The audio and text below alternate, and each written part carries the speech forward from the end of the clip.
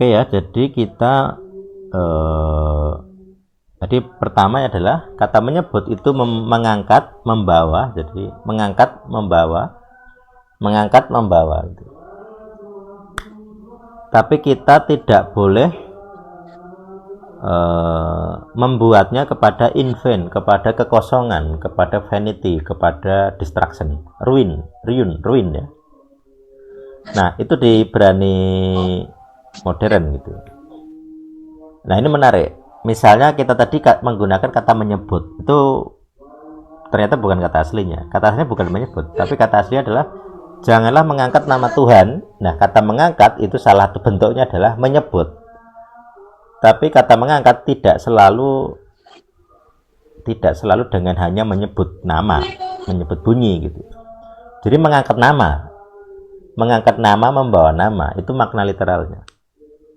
Nah, makna praktisnya ya, kalau nama, cara ngangkat nama ya menyebut, itu turunannya, prinsip turunannya. Tapi prinsip dasarnya bukan menyebut ternyata, tapi mengangkat. Jadi janganlah mengangkat nama Tuhan kepada kesia-siaan. Jadi bukan dengan sembarangan. Kata dengannya kurang tidak literal ternyata. Kata literalnya adalah ini, kalau kalian perhatikan ini adalah L ya. Jadi kata lasaf, nah ini kan L ya. Tuh. Jadi L-nya di sini itu kepada. Jadi bukan in sebenarnya, tapi to, kepada. Bukan in vain, tapi to vain, vainness, to emptiness. Jadi kepada kesia-siaan. Ya, jadi di sini poinnya bukan dengan sembarangan, bukan, tapi kepada. Jadi terjemahannya lebih tepat sebenarnya kepada. L, nah ini lo, lasaf. Jadi kepada kekosongan, bukan dengan sembarangan. Nah, kepada kekosongan itu nanti kita lihat ke Ibrani kuno. Jadi sekarang kita geser ke Ibrani kuno. Jadi perhatikan di sini, Ibrani kuno ada kata nasa, tapi nasa itu kan ternyata bentuk turunan. Bentuk dasarnya ns tanpa a akhir. Jadi nasa tadi yang atas tadi kan nasa ya. Nah, nasa itu ternyata ada dua kata ya. Kata pertama, kata dasarnya bukan nsa tapi ns saja tanpa a di akhir. Jadi tanpa alef di belakang. Jadi tanpa alef, ns saja. Nah, ternyata aku lihat di kamus 1314 ns nasa, bacanya mungkin ya nasa gitu ya. Itu kalau kita lihat di sini ada arti refugee itu bisa ini ya, apa itu, pelarian. Tapi kita baca dulu makna dari dasarnya ns. Nah, piktograf, gambar ini adalah benih kecebong atau benih kecambah, itu adalah gambar dari benih yang melambangkan continuance. Continuance itu keberlanjutan. Jadi nun, benih itu keberlanjutan. Kemudian s-nya sin tanpa h itu adalah semak. Jadi yang garis kayak T terus 3 titik itu semak berduri, thorn. Nanti dicari kamus, thorn ya, thorn, representing the idea of grabbing hold. Jadi ns itu kalau digabung artinya continue to grab hold. Jadi terus menerus memegang. Nah, ini beda sekali dengan kata menyebut. Continue to grab hold. Jadi terus menerus memegang.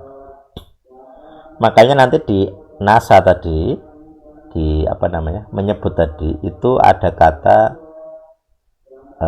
membawa, karena makna dasarnya adalah continue to grab hold, memegang. Jadi pegang dulu. Jadi kata dasarnya memegang dengan erat, continue, hold, memegang dengan erat. Gitu. Nah, ini disimbolkan dengan bendera ya, bendera yang ditaruh di tiang. Kemudian ns ini merujuk kepada nasa pakai a. Jadi NS plus A, Aleph. Jadi gambar kepala sapi di sini Aleph. Nah, ternyata di sini begitu ditambahi A, artinya adalah to lift up a burden or load and carry. Jadi mengangkat. To lift up a burden atau beban dan membawa. Jadi NS saja itu memegang. Terus begitu ada A-nya diangkat terus dibawa. Jadi ada 3 sekarang. Memegang, mengangkat, membawa. Jadi kata menyebut itu punya 3 makna. Memegang erat, mengangkat, dan membawa. Jadi gitu. Jadi kalau kita sekarang melihat atau membaca gitu, misalnya terjemahan LAI dengan kata menyebut misalnya. Jadi kalau dibaca menyebut, ternyata maknanya adalah yang kita pikirkan dalam pikiran kita adalah memegang erat, mengangkat, dan membawa. Jadi tidak sekedar menyebut sembarang menyebut bunyi saja, enggak. Tapi saya sedang memegang nama Tuhan, mengangkat nama Tuhan, dan membawa nama Tuhan. Gitu. Jadi kalau kita pakai kamus Ibrani kuno, jauh lebih dalam daripada sekedar menyebut. Gitu. Nah sekarang sembarangan, jadi lasa ya, S, sin. Nah tadi S-nya tanpa H, sekarang S-nya dengan H. Nah, itu kata dasarnya adalah sin dan aleph. Tidak ada, nanti ada 2 kata juga ya. Jadi di sini kita belum melihat W-nya ya. Jadi kata dasarnya ada sin pakai H dan aleph. Kalau kita lihat di sini artinya adalah storm, badai, dan desolate. Jadi kata crash, ada AC itu kayaknya aktif ya. Crash, tadi ada kata crash, kecelakaan atau jatuh ya, jatuh. Storm, badai. Kemudian desolate itu ya reruntuhan. Nah, akhirnya diterjemahkan begini, the crashing of thunder of wave. Jadi jatuhnya petir dari atas ya, ternyata jatuh itu dianggap crashing, itu crash. Atau wave, gelombang, as a desolating storm, merupakan badai yang meruntuhkan, membinasakan.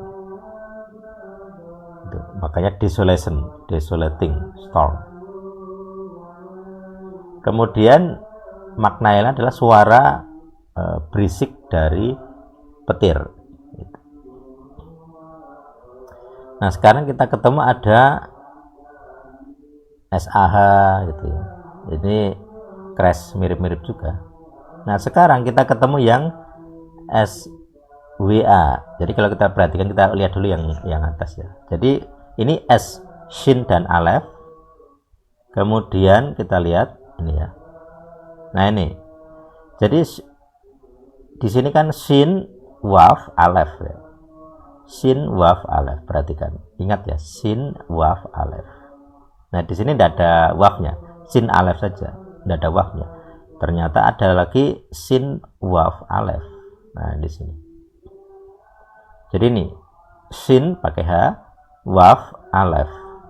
Artinya adalah desolating storm. Jadi penambahan waf di tengah ini dia menekankan kata bendanya gitu. Apa namanya? Badai yang meruntuhkan itu tadi. A loud and destructive. Jadi ini n ya, noun ya. Jadi kata benda. A loud and destructive crashing of thunder and wave. Jadi yang atas itu kata kerja tadi, SA tadi. Sekarang ini ke kata bendanya. Jadi saw di sini jadi kata benda ternyata gitu. Gitu. Makanya kita harus perlu melihat apa namanya? Menerjemahkan sebagai kata benda. Jadi lasam jadi artinya adalah kepada suatu kata benda, suatu reruntuhan gitu, suatu kesia-siaan. Jadi kata benda, tidak boleh kata kerja. Lasamnya berarti kepada kekosongan, kepada keruntuhan, kepada kesia-siaan. Jadi kata verbnya dikasih ke an jadi kata benda, kira-kira begitu. Kalau tidak ada kata benda langsung ya. Dalam makna adalah destroyed, hancur, empty. Empty ini